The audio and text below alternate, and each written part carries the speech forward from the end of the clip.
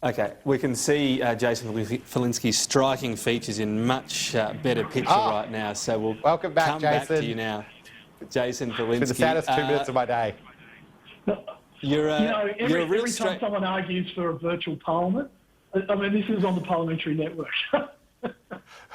Is it? Wow. Are you on the NBN, Jason? What's that? Ask Malcolm Turnbull. To go with that one. Look, I'm going to try to resume control. Jason Falinski, I love that you're a straight shooter. So can you tell me the real reason the government won't allow bureaucrats from the Australian Border Force and Agriculture to give evidence at this Ruby Princess inquiry, which I'm sure you want to get all the proper answers to avoiding this happening again? Tom, I don't know anything about that other than what I've obviously read in the newspapers. I assume there's some information that they don't feel is, is germane to national security, that they don't think should be discussed in open court, outside or an open commission. Outside of that, I can only tell you what I've read in the media. Well, what I keep reading is the inquiry. We'd love to hear, for example, from the person from the Federal Agriculture Department that was involved in this decision to do with taking people off the boat. It turned out to be, or the ship that turned out to be sick, and the inquiry can't get that person to give evidence. I mean, if the explanation you gave is true, do we need to hear that from the Prime Minister? Oh, look, I think that in all of these, well, maybe not necessarily from the Prime Minister, but I think whatever the real reasons are, unless they go to, if there's a public interest reason for not disclosing those reasons. Otherwise, yeah, we all want to get to the bottom of what happened with Ruby Princess. The inquiry has done some good work to this point in time, pointing out some of the failures that occurred at the New South Wales Department of Health level. If there's more information that will assist the Commission in uncovering what occurred, then obviously that would need to be done. I mean, maybe there are ways for the inquiry to go in camera so that evidence can be given without it being in open commission. So if it's just some sort of, oh, well, technically you're not in our jurisdiction, that wouldn't really wash, would it? I mean, we don't want people shielded just because they're federal and this is a state inquiry, when state and federal bodies have worked together on the Ruby Princess. Well, especially, Tom, I would also say to you that one of the things about our federation is that we have shared responsibilities across a whole bunch of different things and services, probably in a manner and form that our founders didn't intend. So it has been extended. So, yeah, those sorts of inquiries where they may have been initiated by a state government, but there's benefit in us getting to the bottom of where there may be crossover or dysfunction or misalignment is kind of important. I reckon that was pretty straight shooting, Jason. So, Patrick, your turn now to also be honest, which we love on this program. Is it time for the Victorian government to stop quibbling over what date perhaps a formal or informal offer was in terms of ADF assistance on this quarantine and just say, well, clearly New South Wales and Queensland use the ADF. Clearly there was an offer there of some sort. There was a public one from the Prime Minister of Victoria. Should stop quibbling and just say, this was a big error and ultimately it was our call. Well, I think you're right, Tom, in that in terms of what's important is not what happened yesterday, but what we can do tomorrow. That is a fundamental principle of politics, is that accountability about actions that have been taken is important, and I'm sure the full truth and answers on all of those matters will come out. But what actually matters is what happens today, what happens tomorrow.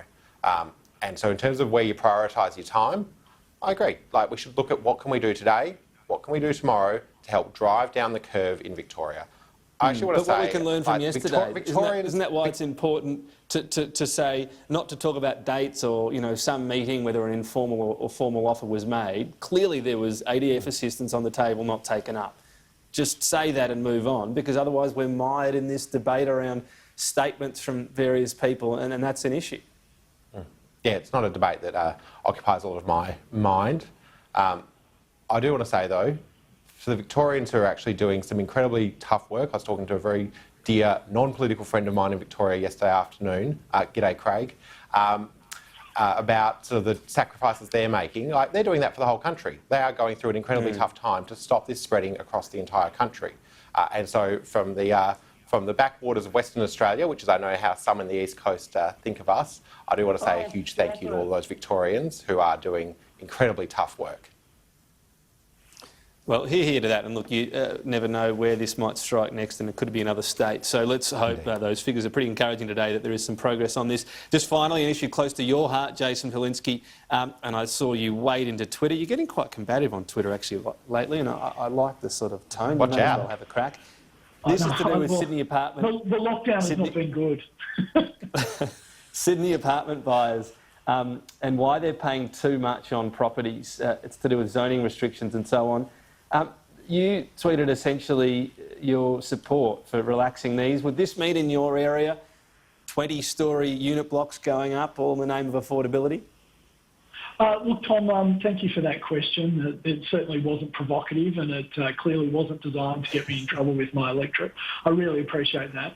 I think what I would say is that this is a report from the Reserve Bank of Australia, and yeah, this is an issue that is quite close to my heart, and I'm sure to yours and Patrick's as well, which is that because of planning laws, in particularly on the East Coast, I'll say, Patrick, the time of having to say that, we have a situation where the Reserve Bank has revealed that people in Sydney are paying up to $400,000 more for an apartment than they need to, simply because of poor government regulation.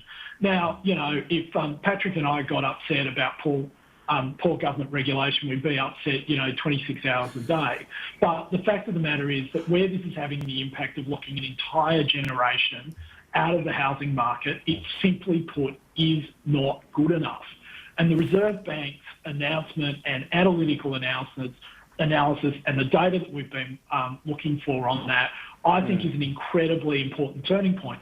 To make this even more disappointing, however, is that the response of the professionals in this area, the academic urban planners, has been to say, oh, no, it's not caused by the regulations that we've been advocating for. It's all this other stuff, like apparently people get paid too much in Sydney.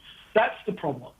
In terms of your other question about where these zoning laws should be resolved, I mean, the Minister for Transport in New South Wales has been talking for the last 7 or 8 years about value sharing and how you can align building homes for those people, for younger people, closer to transport hubs. We haven't had that, and that's a really critical point. In most large cities, whether it be Perth, Melbourne, Brisbane, but particularly Sydney and a little bit of Canberra, you have people building homes far removed from where transport hubs are. And what value sharing allows you to do is to align all of that. So, yeah, this is a really important policy, I think, for the entire nation. I see you nodding there, Patrick. Nearly out of time, but your thoughts on this? I've got to end this by saying Jason is talking a lot of sense. It's not always where we end our interviews, but we do need to reform planning laws to make sure that people can afford a home of their own. Obviously, I've been critical of the government in terms of their investments in social housing and the need to invest more in social and public housing, but we've got to accept that most people aspire to own their own home, and planning laws are a huge part of that. The state government MetroNet program here in WA is all about making sure that you can have more houses near public transport, exactly as Jason suggests. This is a good thing, and good on the Reserve Bank for looking at Sydney, Brisbane, Melbourne. Maybe I'll look at the West sometime. That last answer just leads me to this question. I better clarify this, Patrick Gorman. Are you calling for WA to secede yet, or are you waiting a few more weeks? Let me get on the record now. I am probably out of step. I am not a secessionist. I think we should remain part of the Federation. I would miss Jason too much if we were to secede. I would miss you, Patrick.